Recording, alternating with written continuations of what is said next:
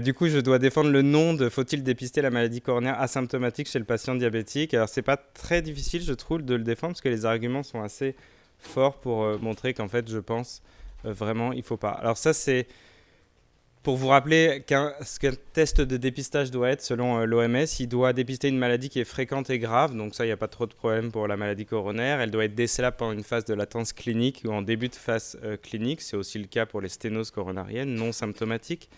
Chez le diabétique, on doit avoir un traitement de dépistage qui est efficace. C'est aussi le cas pour les tests les plus modernes, scintigraphie et autres. Et puis, il faut que les preuves utilisées soient acceptables aussi. C'est le cas, je pense, pour la plupart des tests actuels. Le coût du test, j'ai mis en orange parce que c'est probablement quelque chose qui doit être débattu. Est-ce que c'est disproportionné au service rendu, c'est autre chose, mais pour vous rappeler qu'une scintigraphie myocardique standard couplée à l'ECG, c'est 472,27 centimes, je crois, d'euros. Donc ça a un coût non négligeable si vous la répétez régulièrement. Et puis surtout, et là je pense que c'est là le problème, c'est qu'il faut disposer de moyens appropriés de diagnostic et un traitement d'efficacité démontré. Donc c'est-à-dire que vous devez être capable, quand vous dépistez quelque chose, de proposer un traitement à un patient. C'est juste pour le dépister, lui dire voilà, vous avez une maladie, vous allez devenir malade, et puis au revoir, c'est 65 euros. Pas beaucoup forcément d'intérêt. Donc il faut être capable de proposer une stratégie qui change le pronostic du patient, qui améliore son pronostic par rapport à un traitement standard. Et on va voir, pas toujours le cas. Alors quels bénéfices de dépistage de l'IMS, quelles évidences données par les preuves d'essais randomisés contrôlés on dispose?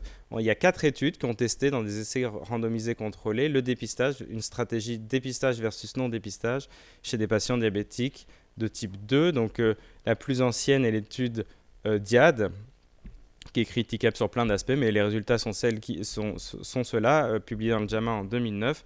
Et vous voyez que dans le groupe de stratégie de dépistage versus non-dépistage, des gens qui étaient ensuite rendus dans la vraie vie, il n'y a pas de différence significative sur la survie avec événements, enfin le taux cumulé d'événements cardiovasculaires qui surviennent durant les 50 suivis. Il n'y a pas de différence que vous ayez été dépisté ou non. Vous avez exactement le même type de courbe avec une étude quasi similaire qui est l'étude Facteur 64 qui est publiée en 2014 cette fois, toujours dans le JAMA, avec une autre méthode de dépistage qui est le coroscanner. Et vous voyez ici, pas de différence significative avec l'absence d'amélioration du taux d'événements durant le suivi chez les patients qui étaient dépistés ou non.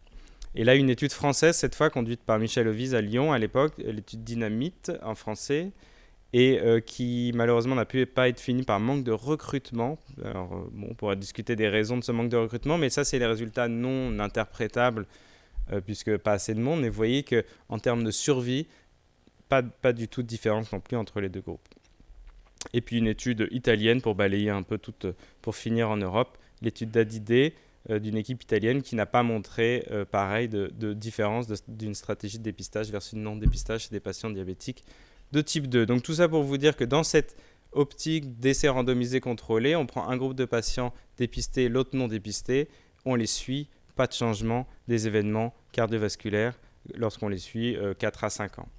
Et puis, on peut toujours se dire, mais ça c'est ce que j'entends toujours, c'est oui, mais si jamais on trouve une lésion coronarienne et si on la stentait, on pourrait éviter le syndrome coronarien aigu qui nécessite de prendre des traitements et qui est quand même quelque chose qui n'est pas forcément agréable pour un patient. Et moi, si c'était mon père, mon grand-père, je voudrais qu'on le dilate.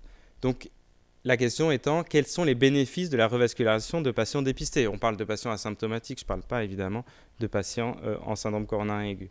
Donc ça a été testé aussi, ce qui est bien en médecine, c'est qu'il y a toujours un essai, ou alors il faut le monter, mais il y a souvent des essais randomisés contrôlés qui permettent de répondre à des questions comme ça. Et il y a plusieurs essais. Le premier, c'est l'étude Courage, qui a testé chez des patients coronariens stables, 30% de diabétiques, un traitement médical optimisé versus angioplastie plus traitement médical optimisé. Vous voyez, traitement détaillé en jaune ici avec un suivi classique d'essais randomisés. Vous voyez les résultats ici sur les différents types d'événements, que ce soit la survie cardiovasculaire, les événements, les MACE, le syndrome coronarien aigu, entre le groupe revascularisé versus non revascularisé, aucune différence, quel que soit le type de stratégie proposée. Et quand on regarde en sous-groupe, les analyses en sous-groupe pour le diabète, c'est la petite moustache qui coupe parfaitement la barre du 1. Vous n'avez absolument aucune différence pour chaque stratégie chez les patients diabétiques de type 2. Il y a un autre essai, Barry 2D, cette fois, qui est spécifique aux diabétiques de type 2 et qui a enrôlé 2368 patients, soit dans une stratégie chirurgicale, oui, non, ou enfin revascularisation chirurgicale ou revascularisation endovasculaire, oui, non, en fonction des lésions, de l'anatomie des lésions. Et vous voyez, pour la stratégie revascularisation globalement, aucune différence non plus sur les 50 suivis pour la survie ou la survie sans MACE. Le seul bénéfice était pour les patients qui avaient une indication de revascularisation chirurgicale. Peut-être que le pontage aorto-coronarien faisait un peu mieux que le traitement médical intensif vu la sévérité des lésions qui avaient fait poser l'indication du pontage. Mais avec une différence qui n'est pas majeure non plus, mais qui est significative ici. Et puis récemment est paru, enfin pas tout à fait paru, mais ça c'est les diapos tirés de la présentation de l'AHA en 2009, de l'étude Ischemia, dont la question de recherche était est-ce que les patients stables avec une ischémie modérée à sévère sur un test de dépistage devaient bénéficier d'une revascularisation cardiaque, enfin d'une cathétérisation cardiaque et si possible d'une revascularisation par rapport à un traitement médical optimal. Donc encore la question se posait encore malgré les deux études dont je vous ai parlé. Donc ils ont inclus dans cette étude l'ischémie modérée à sévère sur des tests de dépistage, donc des patients courants qui n'étaient pas coronariens inconnus. Ils ont exclu les patients insuffisants cardiaques et ceux avec une sténose majeure du tronc commun non protégé qui nécessitait évidemment une revascularisation. Et randomisé, donc plus de 5000 patients, 2 bras de traitement revascularisation, traitement conventionnel, et vous voyez 42% de diabétiques dans chaque bras. Et là, les résultats vous sont présentés ici. Pareil, sur le critère composite standard type MACE, vous n'avez aucune différence significative. Donc que vous ayez traité ces patients par traitement médical optimisé ou revascularisation endovasculaire, vous ne voyez pas apparaître de différence de bénéfice cardiovasculaire. Je ne vous ai pas présenté tous les détails, mais il y a aussi le net, enfin toutes les nouvelles types de classification et d'outcomes qui sont maintenant et il y a utilisé, il n'y a aucune différence. Donc, et pour le sous-groupe des diabétiques qui est ici sur la deuxième ligne, vous ne voyez pas de différence du tout, il n'y a pas de différence et le diabète ne tire pas quelque chose en plus ou en moins, c'est vraiment.